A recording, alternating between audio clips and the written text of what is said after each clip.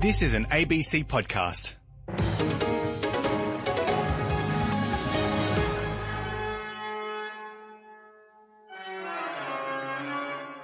Bach's Toccata and Fugue in D minor, as played by an organist at the historic Notre Dame Cathedral, which today lies in ruins. Hello and welcome to The World Today. I'm Lisa Miller. This Tuesday we bring you full coverage of the fire that has gutted one of the world's great treasures. Everyone has just been transfixed watching the cathedral burning. We've seen people in tears. People can't take their eyes off it. It's a very, very sad moment. And amid the noise of an election campaign, the government says it is working behind the scenes to help the orphan children of jihadist Khalid Sharif.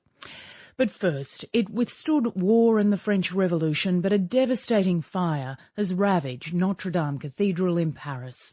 The 850-year-old landmark is located in the heart of the French capital, and while the two Gothic square towers remain standing, there are reports around two-thirds of the roof has been destroyed.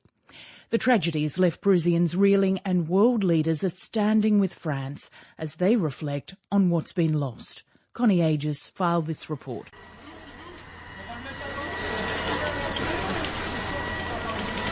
Hundreds of firefighters rushed to the Notre Dame Cathedral in an attempt to save the building engulfed by fire.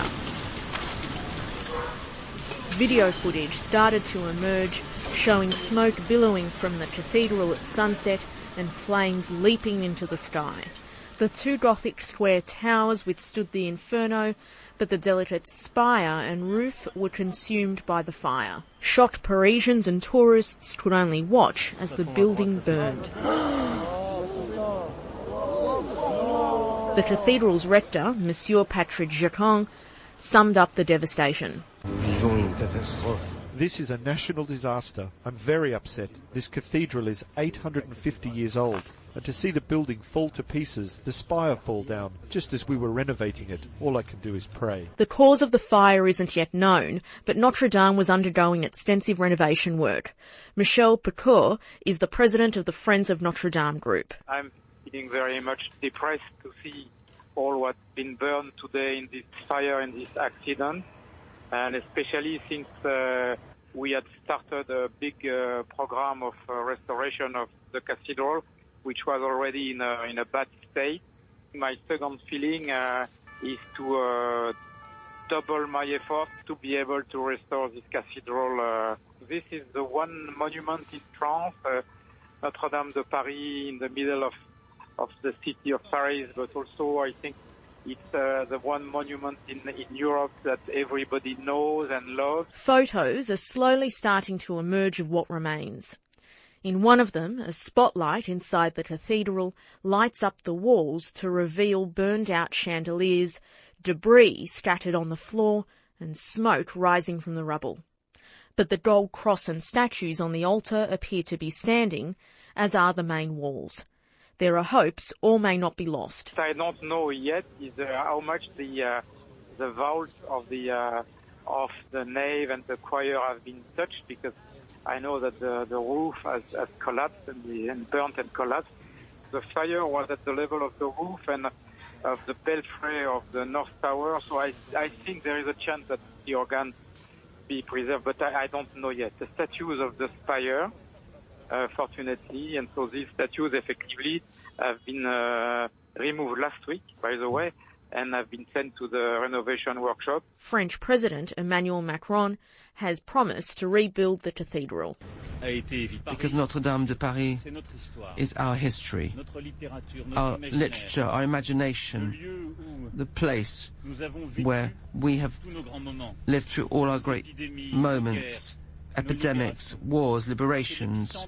It is the epicenter of our life. The tragedy comes as Catholics prepare for one of the most significant dates in the Holy Calendar, Easter. Professor Robert Aldrich is a historian from the University of Sydney. The cathedral is a very rich repository of treasures, paintings, statues, stained glass windows, vestments, other articles associated with worship. Catholics will have lost one of their greatest sites of worship and pilgrimage. Tourists will have lost one of the most attractive places to visit in Paris.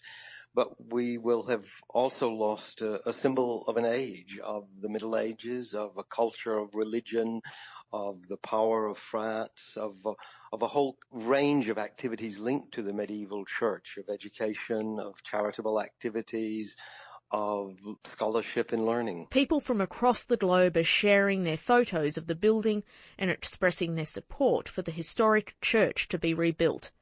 Some are quoting Victor Hugo's The Hunchback of Notre Dame. Every stone of this venerable pile is a page of the history, not only of the country, but of science and art. Connie Aegis reporting. Well, Tristan Redman is the Paris bureau chief for Al Jazeera. He's been following events.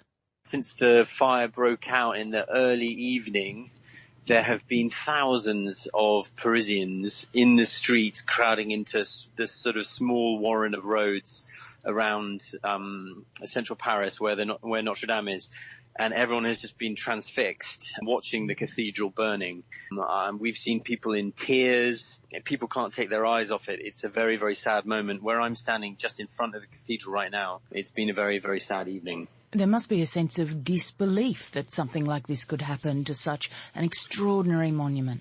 Exactly. I mean, this is a cathedral which has been here for almost 1,000 years.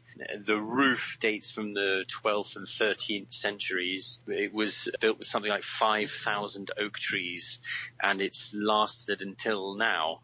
Everyone is very concerned about the fate of the very famous rose windows, the north and the south rose windows, which are beautiful examples of stained glass. They're vast, great big round, beautiful ornate windows, and I think everyone is thinking that they're probably gone, which is just desperately, desperately sad. But the good news, if there is any good news tonight, is that it seems as though the firemen are optimistic that the main structure of the building has been saved. They were worried now for a little while that one of the towers was going to collapse, but that threat seems to have dissipated.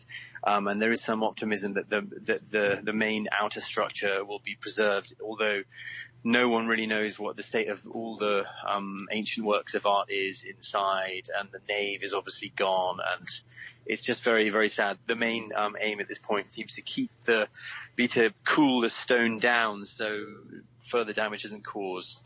But it seems as though there is some good news in that. I mean, it feels like misfortune upon tragedy in Paris, really, after everything that's happened in the last few years. And I think that Parisians are just bereft, really. Since the Bataclan attacks of November 2015, the city has been battered. And Charlie Hebdo and Nice and all the other attacks that you in Australia are probably less aware of, but there's been a kind of steady drip of bad news in France. And this is just, this is just kind of insult to injury, really. There's been debate about the renovations there for hundreds of years, simply. Are people looking to start the blame process at this stage? No, there's been none of that so far.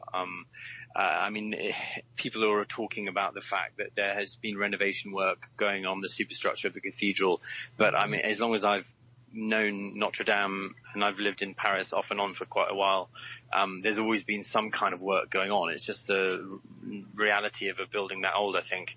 But no one is pointing any fingers yet. No one knows anything about what's caused it. And so, yeah, I mean, I'm sure that will come, but we're not there yet. It's too early. That's Tristan Redman, the Paris bureau chief for Al Jazeera. Well, Damien Milverton is an Australian who lives in Paris. He's reflected on what Notre Dame means to France and indeed the world.